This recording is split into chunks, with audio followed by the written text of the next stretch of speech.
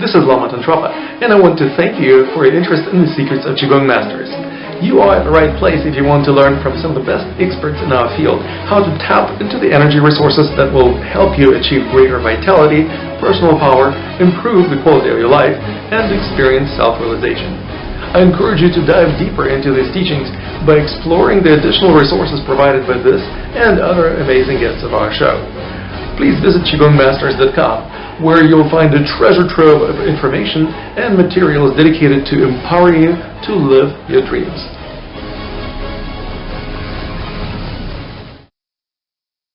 Today, we have an unusual opportunity.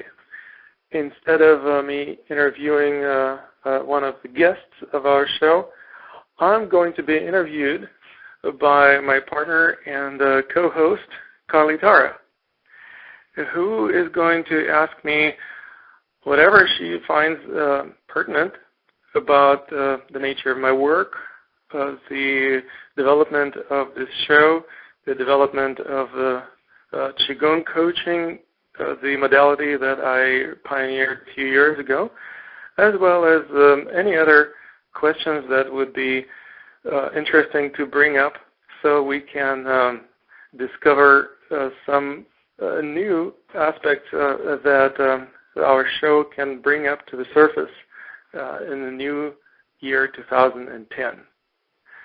So, and without any further ado, I'm going to invite Kali to start asking me whatever questions she finds interesting to bring up. Hi, everybody. This is Kali Tara. Welcome to the show. I'm going to go ahead and start by asking Lama, for those of our listeners who are not familiar with the main subject of this show, could you please explain what the nature of the energy arts is? Definitely. Well, the show obviously is called The Secrets of Qigong Masters. But I believe that it would be great to discover other energy arts beyond what we call Qigong. Qigong, generally speaking, is, by definition, the energy art. Qi in Chinese means energy, and Gong means practice or arduous work. And so essentially, Qigong is an umbrella term for the energy arts. But there are many other arts, such as the internal martial arts, for example, Tai Chi or Xing Yi Chuan or Bagua Zhan, that also qualify as the energy arts. There are certain healing modalities, for example, Reiki or Qi Nei Tsung, that also fall under the category of the energy arts that are the subject of our discussions on our show. In addition to that, I believe that a number of other disciplines, for example, yoga or meditation or the practice of lucid dreaming, also referred to as dream yoga, are great to explore on our show. The reason for that being that I believe it is very different. It's really difficult to distinguish where the energy arts begin, for example, and where the yoga stops, or where the martial arts are no longer just martial arts but the energy arts. So, for example, people practicing Aikido often consider that what they're doing is a martial art. But I believe that the founder of Aikido, Morihei Ueshiba, and some of his students believed that that was also an energy art. On the other hand, there are certain systems where they don't talk about energy. For example, in Yichuan, there is very little discussion about Qi. There is certain standing meditation very similar to Qigong practice. There is a certain similarity between the practice of Yichuan and, for example, pushing hands in Tai Chi. But usually Qi is not really brought up in the training in a particular style. So the nature of my work is essentially working on bringing together different, seemingly disjointed aspects of different practices so that they become more integrated, more harmonized, and people from different walks of life and disciplines actually begin to understand each other. Even people in such modern sciences like psychology, for example, also begin to understand energy arts, so much so that there are people practicing energy psychology nowadays. So, in a nutshell, I'm working mostly on integrating the disciplines that touch upon practices of energy arts, as well as letting the general public know more about the deeper aspects of these arts that are often reserved for the initiated only, so-called esoteric energy arts. That brings up a good question. You had mentioned several disciplines like Tai Chi, yoga, or meditation. Can you tell us what is similar and what's different from those disciplines in Qigong? Well, the similarities often come first from the main objective. The main objective of Qigong, as well as yoga and meditation and to some extent Tai Chi, is to discover your inner nature, to learn how to be in harmony with that inner nature and how to basically be in the flow of it. Now, of course, different teachers and different people practicing these arts may come up with other objectives. Some people, they say, they practice Tai Chi just because they have arthritis, and their acupuncturist suggested to do some Tai Chi. Or people may say that they do yoga because they just want to be more flexible, or learn how to breathe more effectively. People may say that they do meditation just so that they wouldn't be so stressed out. But these are very basic and very superficial aspects of these practices. On deeper levels, I believe that they come much closer together, so much so that when a master practices Tai Chi, it may not look or feel much different from practicing Qigong. The same would also apply to meditation or yoga to some extent. I would imagine that many yoga masters or gurus would also qualify as Qigong masters in terms of being able to feel the flow of energy and work with this flow. The ability to feel the flow is something that is a result of learning how to enter a special state of consciousness called Qigong state. So meditation also can serve as an excellent adjunct for Qigong practitioners. On the other hand, many people who practice meditation long enough discover themselves in Qigong state and inadvertently learn how to feel the flow of energy despite the fact that they may not be consciously focusing on that. So these similarities are certainly very pronounced when we look into deeper aspects of each and every one of these arts. Now, the distinctions also can be quite noticeable if we look at the superficial aspects. For example, we can say that yoga usually is less dynamic, for example, than Qigong or Tai Chi, because yoga includes oftentimes holding poses or maintaining certain posture, whereas in Tai Chi there is more of a dynamic movement involved in the practice. But many Tai Chi teachers also go from one pose to another pose. It's not a very enlightened way to practice Tai Chi, but that's something I've observed throughout the years on numerous occasions. There is also a lot of posing or posturing in Qigong, holding certain poses, even though they may not be as convoluted as the yoga poses, but still there is a certain element of that involved in Qigong practice. I personally don't do that. I do not teach how to hold poses, but I suspect that some Qigong teachers do. There is a lot of similarity between Qigong and meditation in general. But if I say that there is any distinction, I would say that oftentimes meditation is practiced, especially in the Zen tradition, as the way to clear the mind. On the other hand, in Qigong, many meditation practices are involved in using the mind and getting it really busy with visualizations or with a certain imagining of dealing with energies of different internal organs or energy centers. There are certain meditation practices in Qigong that also are more dynamic than most people are used to. For most people who think of meditation, the images come to mind of somebody sitting in a lotus position.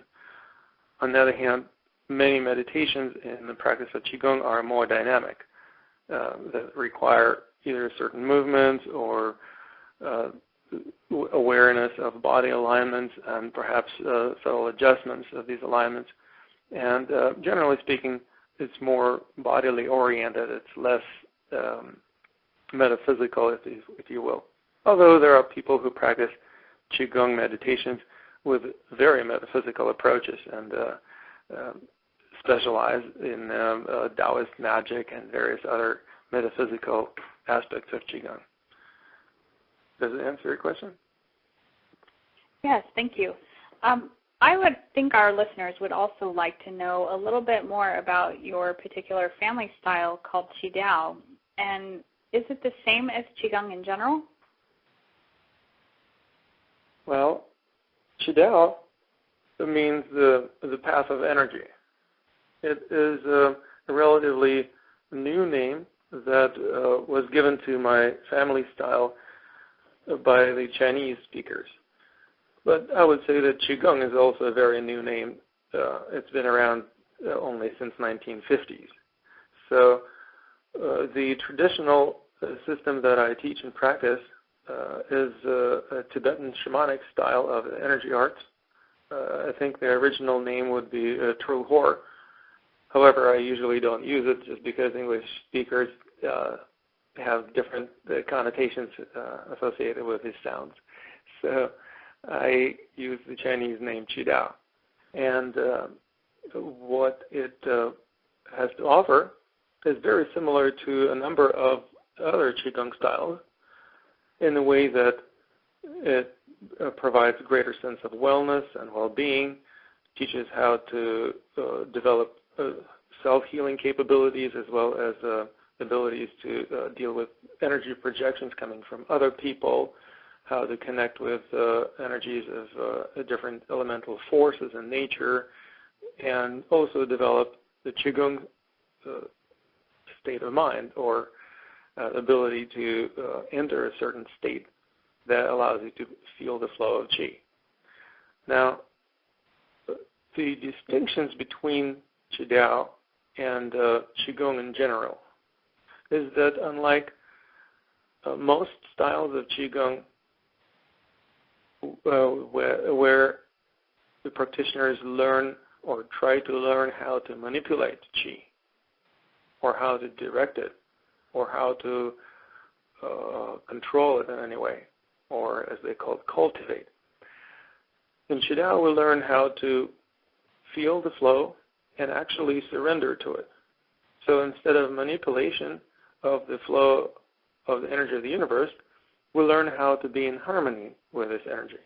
We learn how to trust that this energy knows exactly where to flow, and if we are allowing ourselves to just be in that flow, that is more than enough to experience the most profound sense of wellness and well-being and oneness with the whole universe.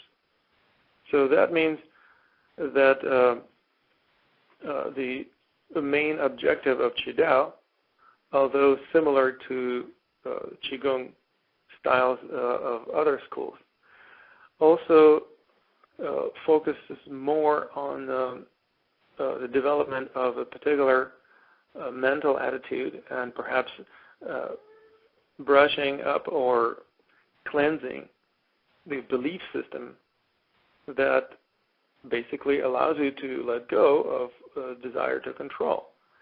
It assesses your ability to feel the flow of qi and actually assists you in flowing with that energy flow. When you look at the practices of most Qigong styles, they consist of various forms or certain protocols of movement, breathing, focused awareness, and so on. In Chi Dao, we do not do forms.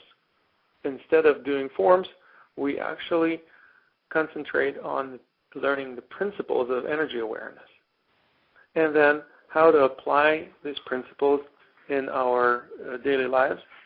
So we develop a harmonious culture of movement that allows us to move in a more natural and more effective manner, whatever we do, whether it is the practice of martial arts or healing arts or doing any sports or just doing some chores at home.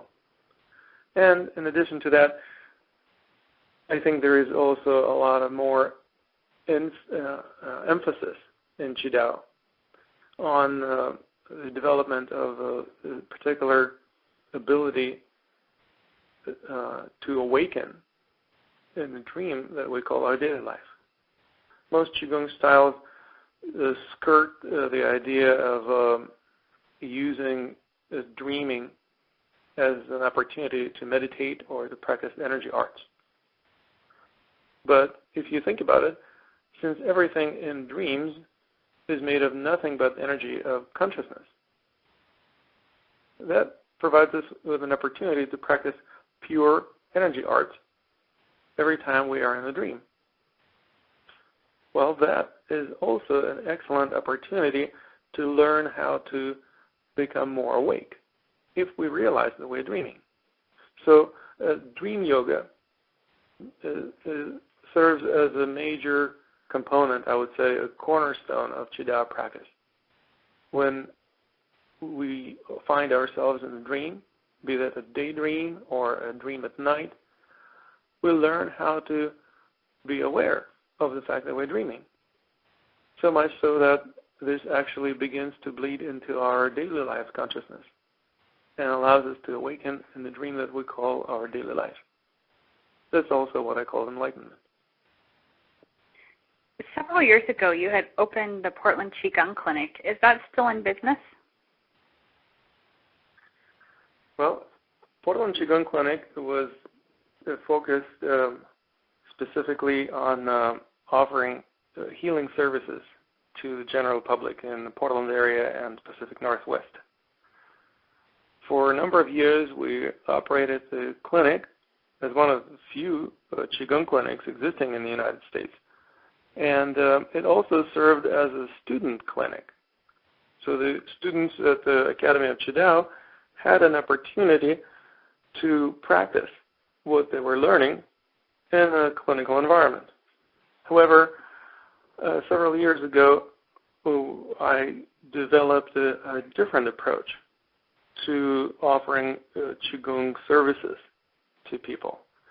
That's something I eventually transitioned to and no longer offer Qigong therapy as a standalone modality. Instead, I offer Qigong coaching.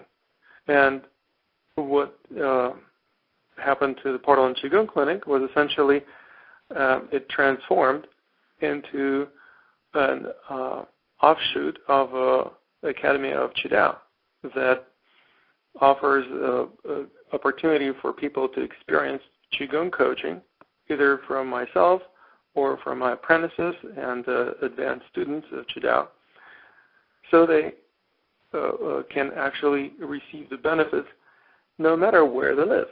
As a matter of fact, many of my coaching clients live overseas.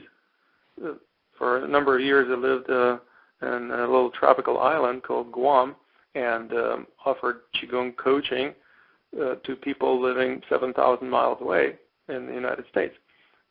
So now I continue working with people living overseas and actually offer Qigong coaching in a way that allows people not only to experience the healing benefits of Chi Dao, but apply the principles of Chi Dao and energy awareness to a lot of other aspects of their lives, be that business or relationships or politics, and improve the quality of life in general, as well as the sense of wellness and healing, self-healing that Qigong coaching promotes as well.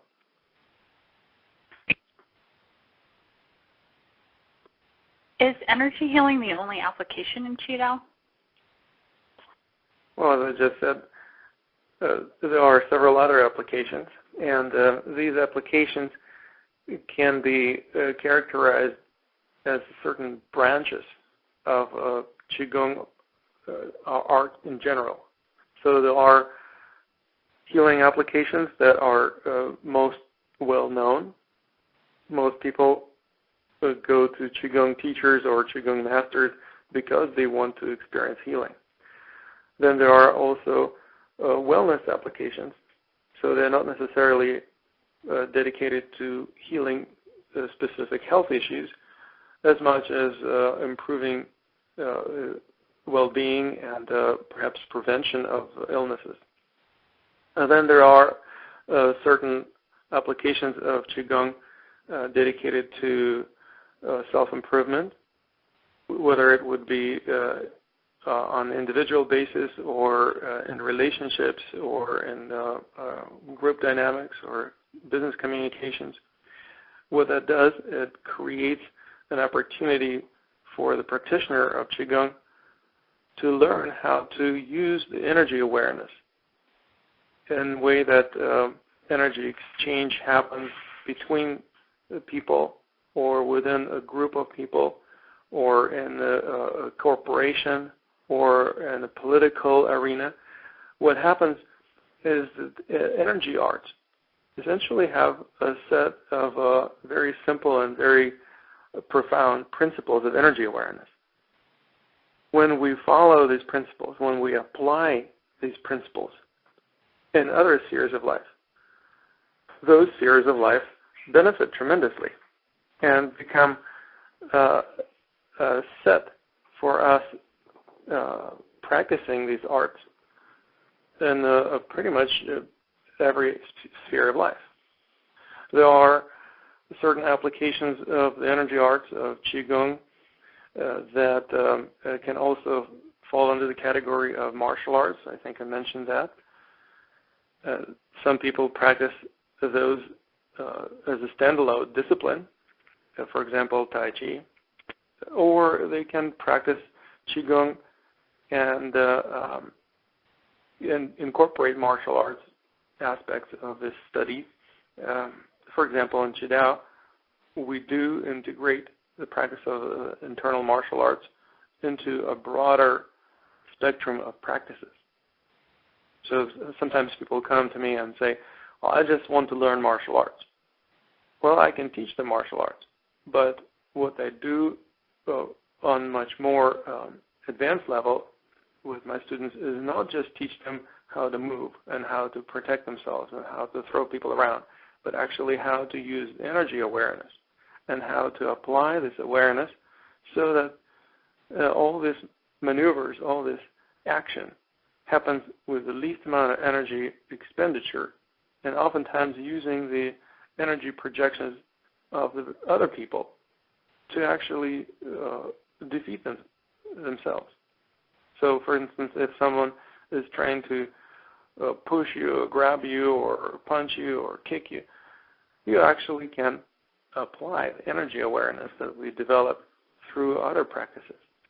And then either divert this energy projections that come in the form of punches or kicks, or perhaps utilize them against opponents so that they start defeating themselves, and the harder they try, the worse off they get.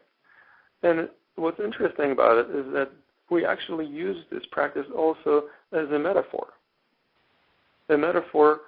for transcending aggressiveness and opposition, learning how to resolve conflict and how to perhaps even prevent conflicts from happening, because we understand the deeper motivations beneath the actions that people commit.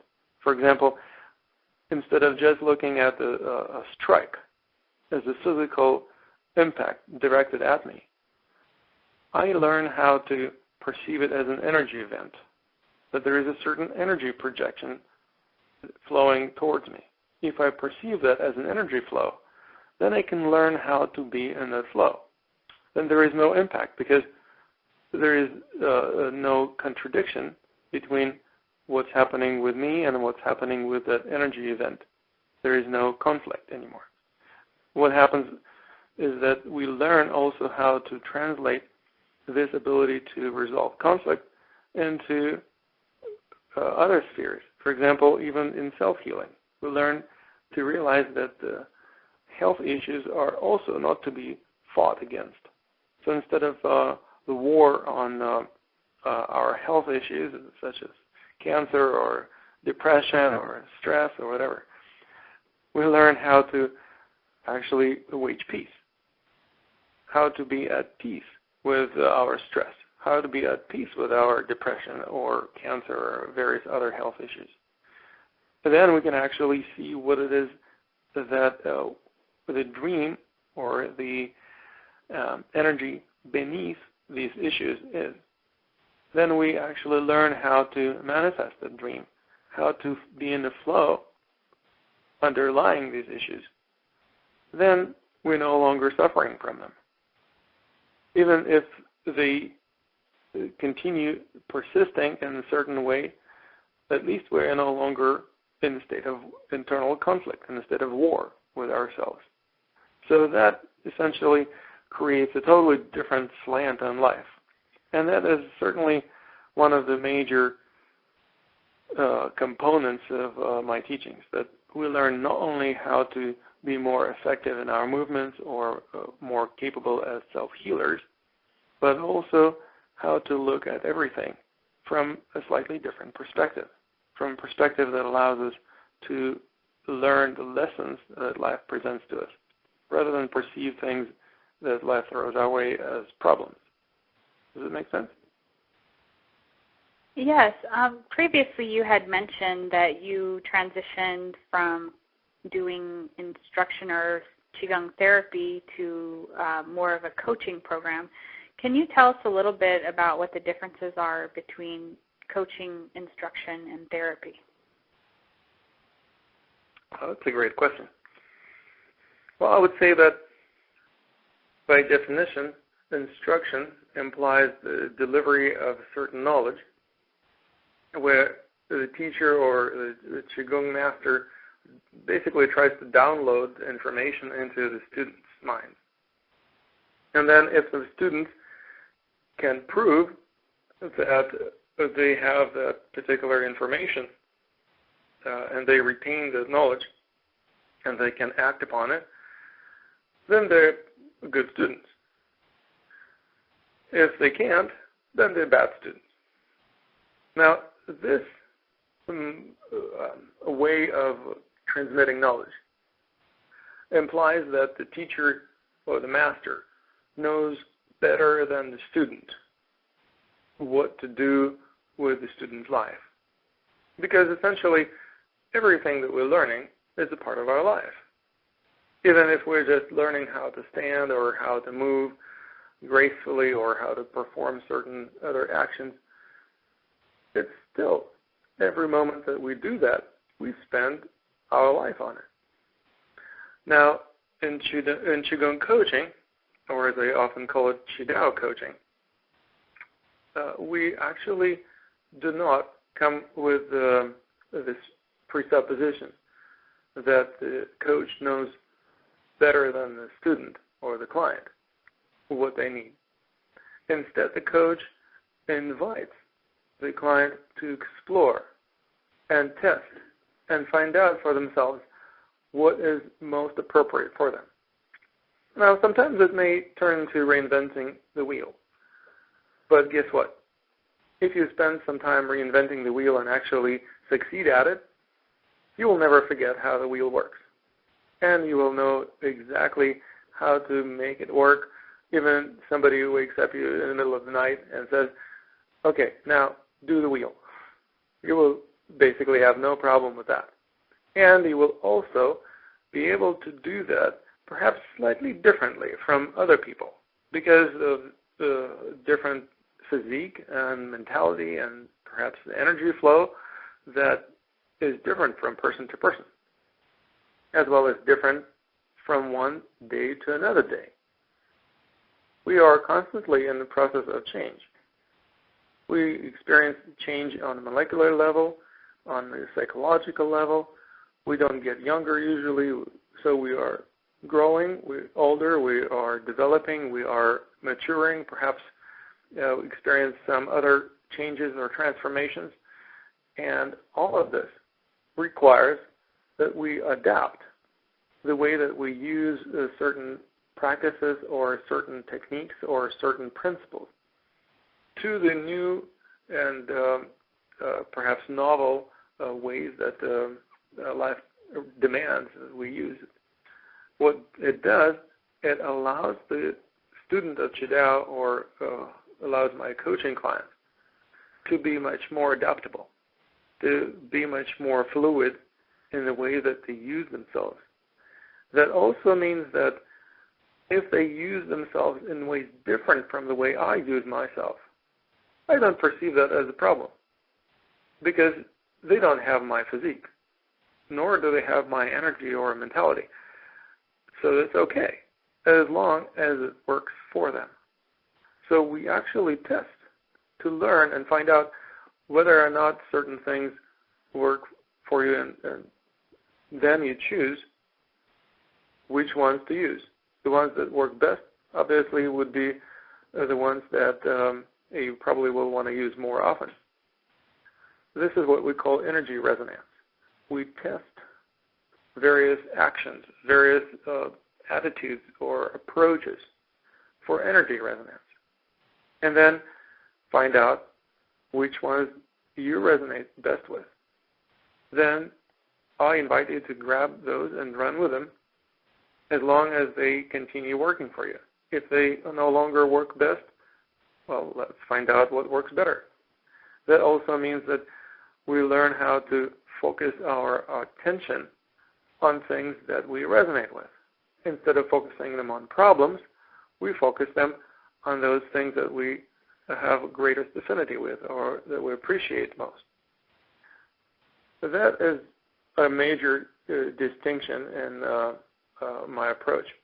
Another distinction is also that distinguishes Chi Dao coaches from Qigong therapy. When people come to a therapist, they usually take a passive stance or approach. In other words, they expect the therapist to fix them.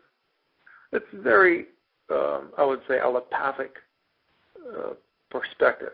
And of course, we live in America, so most people who study with me are Americans, although there are quite a few Europeans, but they still often have experience dealing with the Western medicine. And in Western medicine, there is a very, I would say, paternalistic approach to healing people or fixing them, I would say. In other words, the doctor or a therapist knows better what the patient needs, and they're going to fix them. They're going to change them somehow. Well, the funny thing is that we all know that changing other people usually doesn't work very well. We have all done that in our relationships, have we not? And trying to change another person is usually rather futile and often painful and ungratifying experience. So instead of trying to fix a person or trying to change them or trying to improve them in some way through therapy, the coach actually invites the client to find out what it is that they really need. In other words, the client is no longer a passive recipient of therapeutic interventions. They are an active participant and perhaps playing the main role in this self-healing process. That's right, it's a self-healing process more than it's a process of therapeutic intervention by a therapist. I believe that people heal best when they're ready to heal. And this is something that coaching facilitates. In other words, the coach helps the person to become ready. Then they will heal the easiest, perhaps despite the lack of therapeutic interventions, or maybe even despite those interventions. Oftentimes, people heal despite the drugs that they're taking or the other therapeutic modalities that are more intrusive or invasive. And oftentimes they need to heal from them too.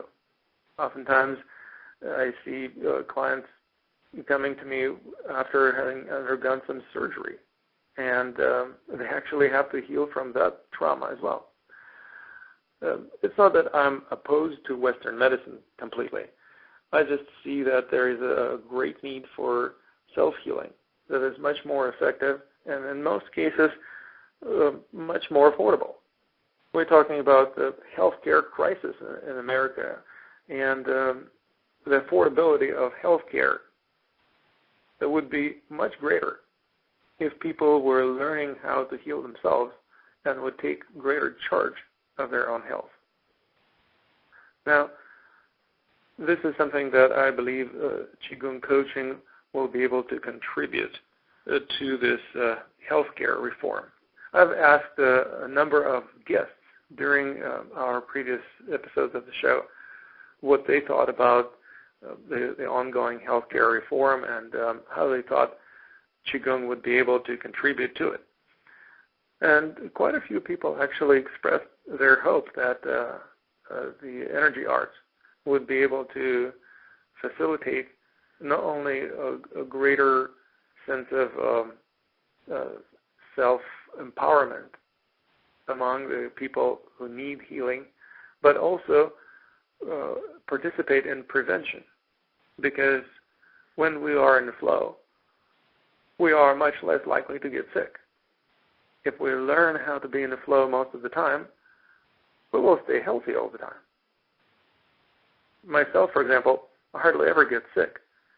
Only if I eat something that doesn't resonate with me. But even then, I actually use a particular testing methodology to test what I resonate with and what I don't. Obviously, some foods that are available are going to be in greater resonance with me, some in less resonance. So I usually prefer to eat those that I do resonate with better. Of course, not all of the available foods are the greatest for me, but the majority of them obviously are going to be healthy enough so that I feel perfectly okay consuming them.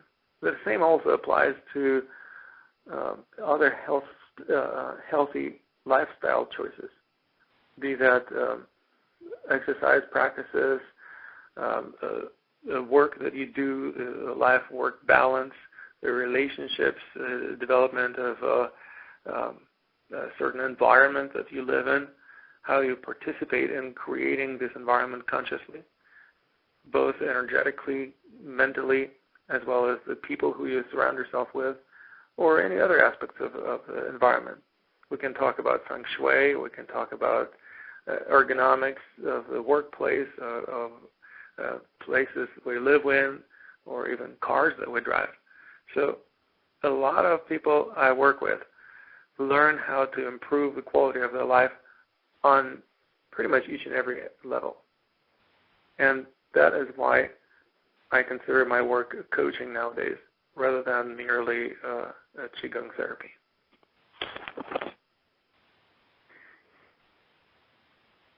I can think of many reasons why, just based on what we've heard from you today, but can you tell us why students generally choose to study at the Academy of Qi Dao rather than another Qigong school? Well, it's a controversial question. I don't know if I can answer for each and every one of the students who study with me or at the Academy of Qi Dao. But I would imagine that they probably researched what is available on the market. They probably visited the different websites of various schools, or read some literature, or maybe listened to the interviews that different people give on our show. I would imagine that people, before they become students at the Academy of Qi Dao, also either read my books or watched my videos or done some other research just to find out whether or not they resonate with what I have to offer. Of course, without learning Chi Dao, they may not even have this resonating idea in their vocabulary, but they're still basically looking for something that speaks to them or that they feel inspired or motivated to study. So what is it that motivates people to study Chi Dao rather than go to other Qigong schools? Well, I think, first of all, what I just mentioned about the approach to energy arts, where we perceive the flow and learn how to trust that flow so we can be in the flow, is a major attraction point for a lot of people. Rather than trying to manipulate the flow of Qi, rather than trying to control things according to what we think is right, we actually learn to recognize that the nature knows better. We don't have to control nature. We don't have to manipulate the universe into doing things according to what we think is right. Especially recognizing that oftentimes we don't know what's right. Or what we thought was right yesterday turns out to be not so right today. And who knows what's going to be right tomorrow. So instead of locking ourselves in a rigid perspective, we actually learn how to be much more flexible and fluid. And that fluidity and flexibility is something that is actually manifested in our physical body. If we are more fluid and flexible mentally, we are also going to be more physically fluid and more flexible. That means that we actually walk the talk. We literally embody our knowledge, which is another major selling point in Chi Dao. I would say that people just observe how I move, and that already creates a certain sense of awe or curiosity. How can the person move like that? How can the person function the way that I function? Well, I practice harmonious culture movement. So every step I take on earth is following the principles of harmonious culture movement. Some of them are very simple to understand. For example, integration. Instead of isolating certain parts of the body and moving them disjointedly in a start-stop jerky motion, I actually move the entire system. And if I move one particular part, the whole system moves to animate that part. So that part of the body, or a limb, for example, is not isolated. I don't contract the muscles connecting the limb to the rest of the body. Instead, I'm actually sending the waves of energy from the center of the body to the periphery that animate those different parts of the body. Being able to send this energy waves is something that sounds really appealing to a lot of people. So they learn how to do that. And not only by sending the waves of energy to the limbs, which is the initial, I would say the most basic way of learning how to send such waves, but also sending energy waves to different organs and different systems of the body, different energy centers, both in our own energy systems as well as other people's. And also learn how to deal with other people's energy projections. Because we're not the only ones who can project these energy waves. As a matter of fact, everybody is doing that. They just do that unconsciously. So we learn how to deal with other people's projections and how to deal with other energy currents and energy flows in a way that we don't have to struggle against them. So we don't have to create more suffering in our lives and in the lives of other people. I think this more holistic and I would say more spiritual approach also speaks to a lot of people who resonate with the idea of creating less suffering, creating less karma. I think that if the Buddhists consider nirvana as a state of freedom from suffering, well, basically that's what we create in our lives. You mentioned that some students may choose to study at the Academy because they've read some of your books. Can you tell us a little bit about how many books you've written and what you're working on now? Well, in the last several years, I've written several books. The flagship book that I published through the Author House is entitled Chi Dao, Tibetan Shamanic Qigong. And the subtitle of the book is The Art of Being in the Flow. Now, I actually recorded that book as an audiobook, which is also available on Amazon and Audible and iTunes and many other stores on the internet. And I used the subtitle as the main name for the audiobook, The Art of Being in the Flow. I also wrote the workbook. In fact, we collaborated on that, and it was a nice little book dedicated specifically to breaking down the content of the main book into weeks, so that there are 12 weeks during which the person reading the book can actually participate in a number of practices and activities. There are also numerous questions and opportunities to test how well the reader is getting the content or the subject, namely the practice of Chi Dao. Now, there is also an opportunity to learn critical thinking in regard to the energy arts, how to basically learn how to distinguish between what we resonate with and what we don't resonate with, how to test what it is that works for us and what doesn't work. And the books that I was just mentioning are very much the tools for that.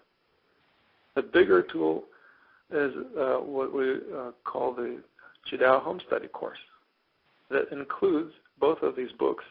Well, actually, about all three of these books, the paperback Chi Dao, Tibetan Shamanic Qigong, the companion workbook, the audio book, also the DVD that presents all the practices described in the book in a more dynamic and interesting fashion. And there is also a meditation CD called Chi Dao Initiation that goes more into the practice of dream yoga and developing lucidity. On the basic level, we learn how to be lucid in our daydreams. And that's something that also is available on Amazon as well as on our website, www.chidao.org. And now, when we talk about the future projects, I'm working on the intermediate and advanced books that will be also published, I believe, this year, at least one of them. In conjunction with these books, I'm working on the videos. And there is also a meditation CD that will come as the companion to each of these books. So there will be intermediate and advanced Chi Dao books, videos, and audio materials. That's something that takes quite a bit of my time to develop them, but it's a lot of fun. So I have a great time writing and producing these materials. as well as making them available to people all over the world. So this is a really rewarding experience for me to make this ancient knowledge available to people regardless of where they live and whether or not they've even heard of Qigong. Many parts of the world from where people buy my books, they don't even know about Qigong. And this is incredible because this is something that allows our knowledge to become disseminated among people from each and every corner of the world. You mentioned that the materials you have created thus far are part of a home study course. Do you offer any programs related to the home study course, including Qigong, Dream Yoga, or meditation? Well, the home study course I just mentioned is a cornerstone of the basic Chi Dao practitioner certification program that is offered through Academy of Qi Dao. And what people who enter this program do is first receive these materials that are included in the program. Then they also participate in group teleseminars that we offer on a regular basis every other week. And during those teleseminars, they can ask any questions, or they can share their own experiences, or perhaps even compare notes with other students.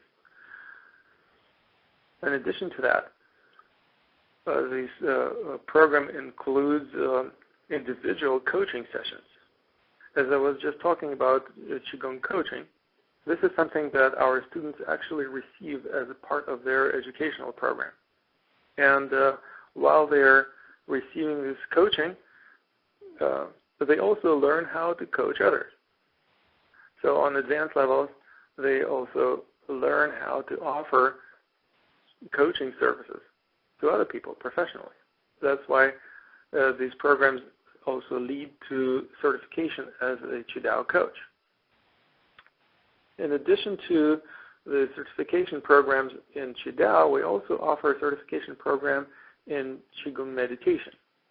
This is something that we just recently created, and this meditation program takes a number of practices, both from beginning, intermediate, and advanced levels, and offers them as a standalone program so that people who are more interested in this particular aspect of Chi Dao can learn without necessarily having to find a practice partner, because meditation practices do not really require having a practice partner, or don't really incorporate that much of a physical activity, although some of these meditations are quite dynamic, quite physical. And as you mentioned, also Dream Yoga. Right now, the main focus of the meditation programs is actually on the basic aspects of the Dream Yoga. I believe in the future we are going to offer specific standalone programs dedicated to Dream Yoga, as well as incorporate more of the Dream Yoga practices in meditation courses. Now, those people who want to learn this particular art of Dream Yoga are very welcome to contact us.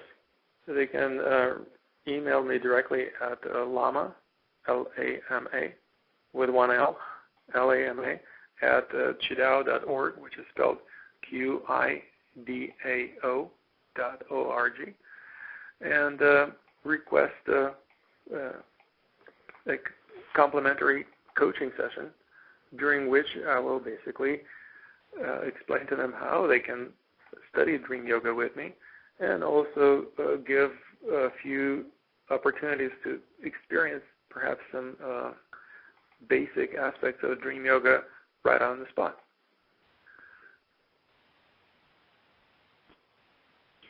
Can you tell us, have your beliefs or perspectives on the energy arts changed in any way since you launched the Secrets of Qigong Master show? I'd say that in the last year, since I launched the show exactly a year ago, I met so many Qigong teachers and experts, probably more than ever before. Even though for a number of years I served on board of the National Qigong Association board of directors, I would say that even in the National Qigong Association, there are fewer masters than those who actually appeared as guests on our show or who are scheduled to appear in next year. We have a pretty busy schedule.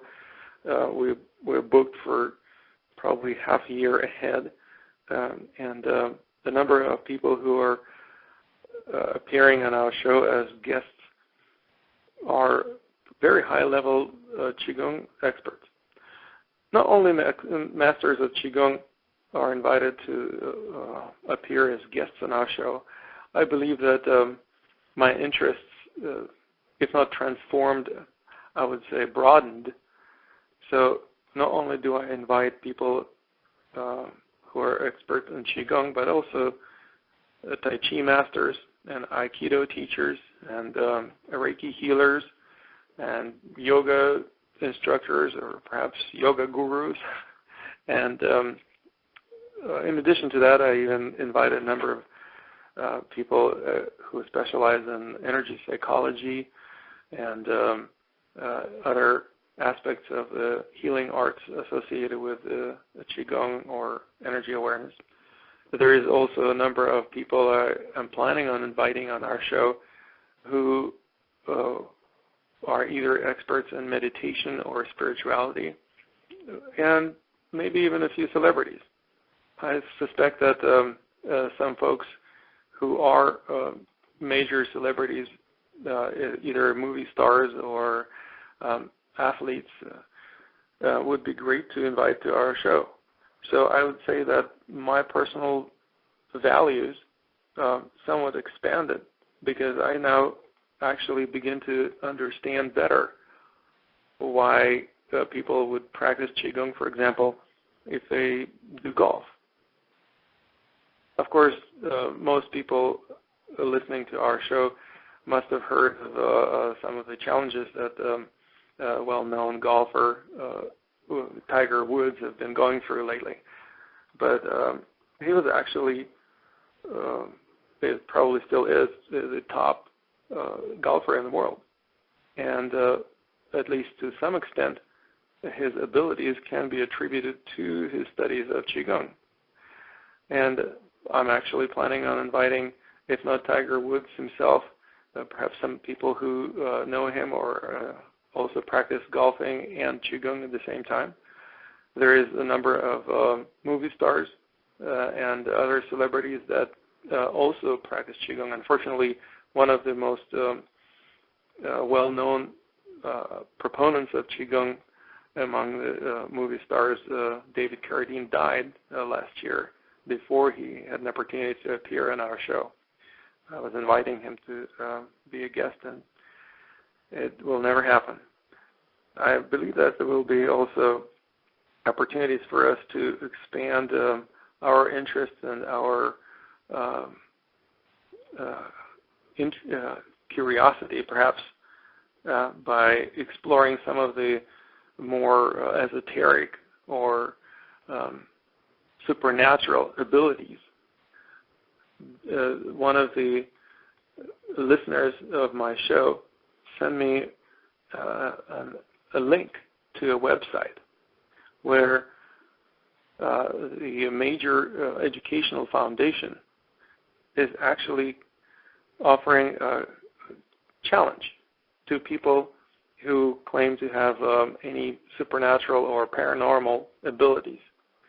So I'm actually going to extend this challenge to the guests of our show. This is something that I think a lot of people in Qigong circles would be very excited to find out about. This is a challenge that essentially invites them to prove any special abilities that they have, be that in terms of energy projection or emitting Qi or being able to manipulate Qi in any way in other living beings or objects, or perhaps just get any instruments to detect their paranormal abilities. Why would they do that? Well, not only will they receive a tremendous publicity if they successfully do that, they will also receive $1 million as a prize that they can win if they successfully prove that they have any paranormal or supernatural abilities.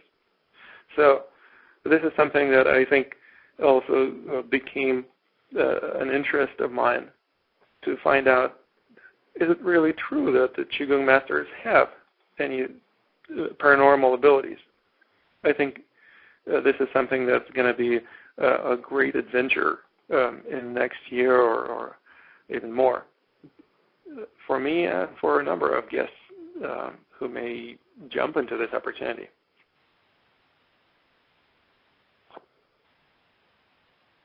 Who was the most interesting guest you had for the year 2009?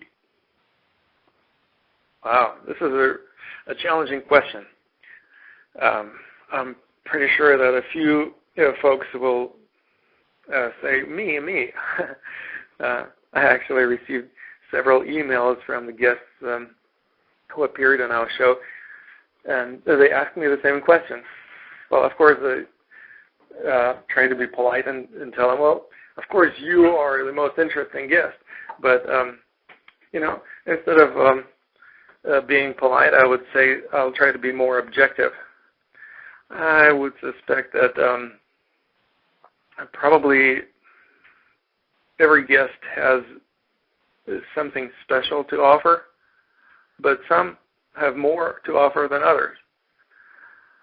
I would say a couple of Qigong masters who appeared on our show in summer, I believe in August, namely Mantak Chia and Dr. Yang Xuanming, were probably some of the most prominent or interesting guests.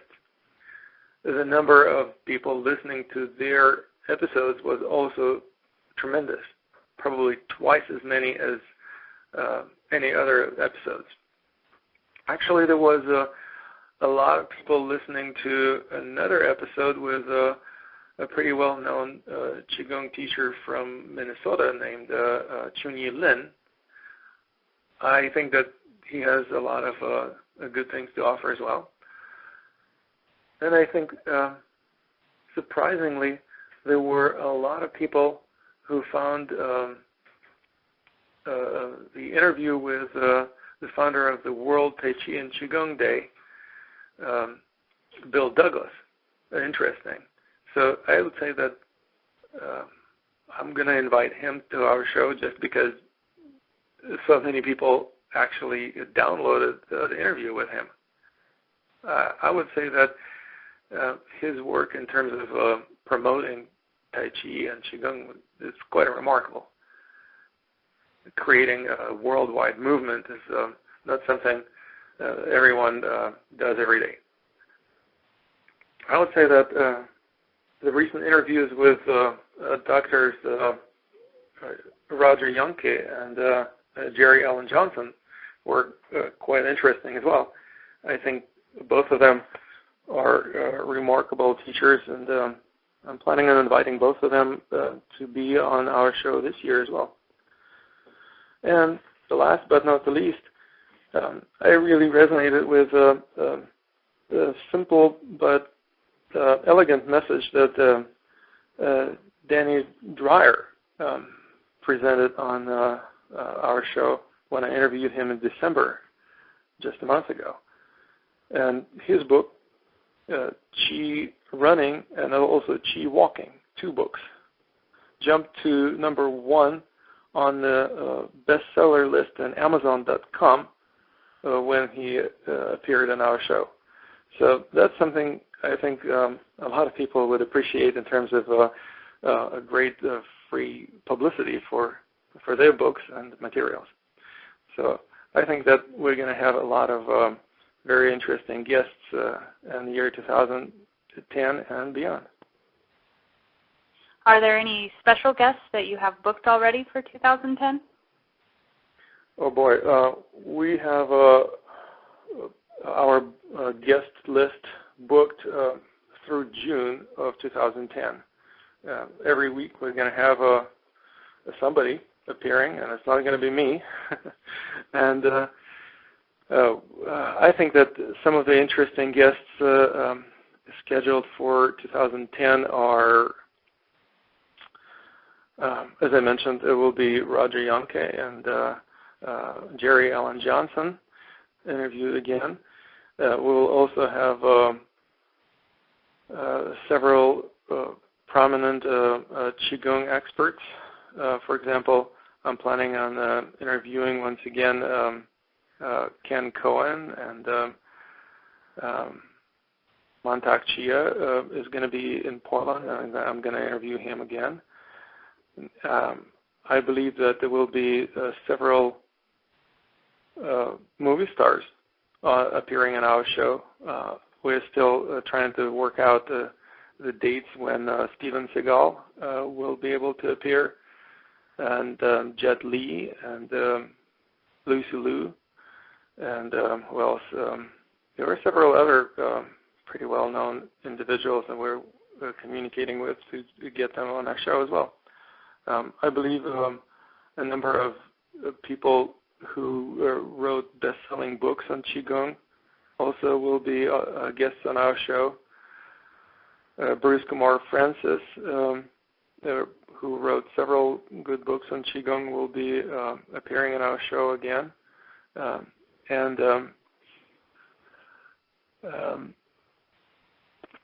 I believe that we will have also quite a few less-known Qigong and Tai Chi teachers and Aikido instructors and yoga masters who are basically a younger generation who are desperately in need of greater publicity and letting the world know about their teaching. And that's one of my passions, helping the younger generation of Qigong teachers and other professionals in this field to become well known. You mentioned previously about the $1 million challenge related to Qigong. Can you tell us, are only your guests allowed to participate in that, or who is eligible to participate in the program? Well, this is a challenge that is actually available pretty much to anyone. One doesn't have to become a guest on our show in order to participate, although those people who are guests on our show who decide to take the challenge will have an opportunity to receive my help with that in terms of helping them both apply for this challenge as well as perhaps design the most reasonable tests to prove their supernatural abilities. There is also an opportunity to perhaps get some more practice or training under their belt if they need that in order to be able to participate in the challenge. And that's something I would be more than happy to offer my coaching services in order to improve people's ability to do what they claim to be able to do.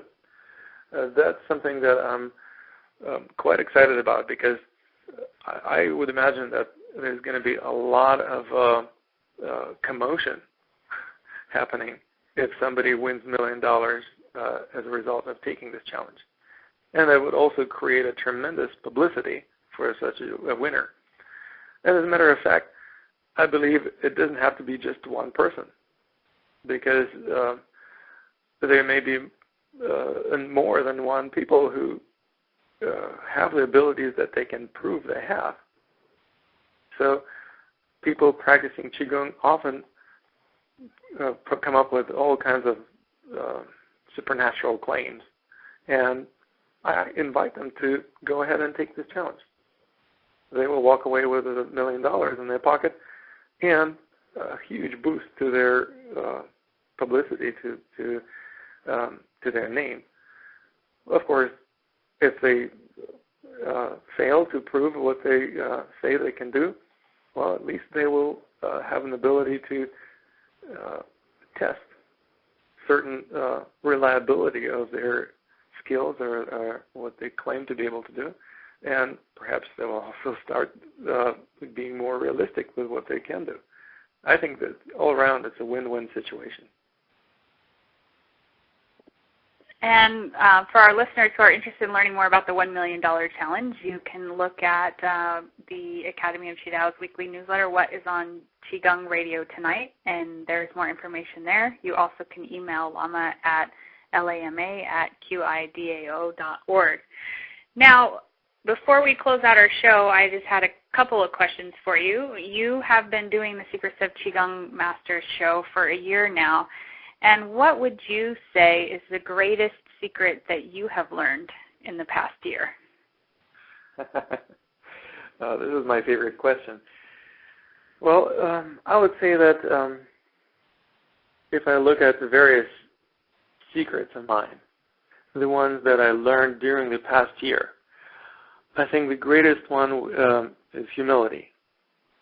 Because having so many great guests to interview, many of whom are well-known authors or other great people, I learned how to be more humble in my approach to what I do, to how I present myself. So there is definitely a lesson in that. And of course, also being no longer on the board of directors of the National Qigong Association or being involved in it in other capacity was also a rather humbling experience, as that I think was very beneficial. In addition to that, I would say I learned a much greater communication. The thing about people I invite as guests on my show is that I have to be very clear about what I want from them, how to communicate that what I want, what they can get from being on my show, so that they actually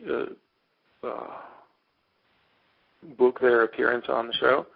I think the communication through email is probably something that I have been mastering, although I can't say that I'm an expert in email communication, but it's certainly something I didn't do as much before I started the show. And I'm also learning a lot about modern technology. I think my secret to success of this show is that I use a modern technology with ease. I'm not struggling against computers. I'm not feeling overwhelmed with modern technology or the communications, and learning how to create podcasts, how to create teleseminars, how to create web presence and write blogs, and all these other things are, I think, part of the secret of success as a modern Qigong master. I would say that learning how to create video is going to be my next step, so we can transcend just the audio and actually go into the video format. And that's going to be an exciting new step in the development of our show. You have finished another episode of the talk show, The Secrets of Qigong Masters, that brings to you some of the top experts in Qigong, meditation, healing, and martial arts. Now I invite you to visit QigongMasters.com and dive deeper into the teachings of our amazing guests by downloading their multimedia products and becoming a member of our international community of like-minded people. This show is also brought to you by Academy of Qi Dao, offering Qigong coaching programs that integrate the ancient energy arts with the modern methodology of coaching. If you struggle with chronic pain, suffer from too much stress, want to boost your performance, or seek spiritual awakening, please go to QigongCoaching.com. There, you can receive top-notch coaching as well as professional training to become a certified Qigong coach yourself. That's right. If you're dreaming of making a decent living, doing what you love, and making a difference in the lives of many people worldwide. Check out our programs that will help you transform your interest in energy arts into living your life in the flow.